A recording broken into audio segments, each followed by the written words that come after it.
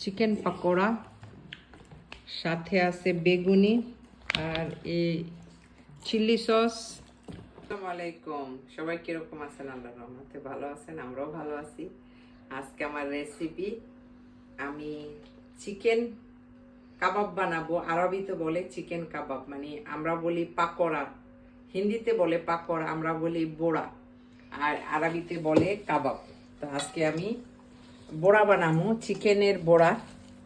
তা পেঁয়াজ আর কাঁচামরিচ, ধনিয়া পাতা আর হইল গিয়ে এটা গাজর। আর এখানে আমি চিকেন বয়েল করছি গাজরের সাথে, আর দিমু বেসন। এখন আমি দিয়ে দিতেছি বেসন। বেসন দিয়ে হালকা একটু গরম পানি দিয়ে এটারে মিক্স করব। এখন একটু গরম মশলার পাউডার দিয়ে দিলাম। যখন মাংসর কোনো বড়া হয় তাহলে লাজম একটু গরম মশলা দিলে কি হয়, শাহি শাহি একটা ফ্লেভার আসে। তা দিয়ে দিলাম। মাংসর ফ্লেভারটা তো মজাই লাগে পাকোড়ার সাথে। একটু জিরা ফাঁকি। চিকেন একবারে গলায় ফালাইছি। আমি একটু বেশি বেশি বয়েল করছি যাতে একটা চিকেন একবারে হয়ে যায়, মানে ব্যাটারের মতো হয়ে যায়। তো মাশাআল্লাহ ওরকম হয়ে গেছে। এখানে আমার হইব বেগুনের জন্য বেগুনি বানানোর প্রসেস। তো আমি এখানেও একটু জিরা আর একটু গরম মশলা দিয়ে দিলাম, আজকে সব শাহি শাহি ফ্লেভার। তারপরে দিয়ে দিব বেসন।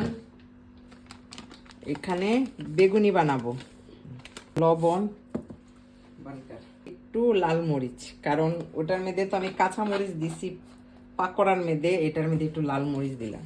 এই যে ফার্স্ট খোলা আমি এখন উঠাবো, উঠাই একটা খাই আর ট্রাই করবো লবণ টবণ সব ঠিক আছে নি।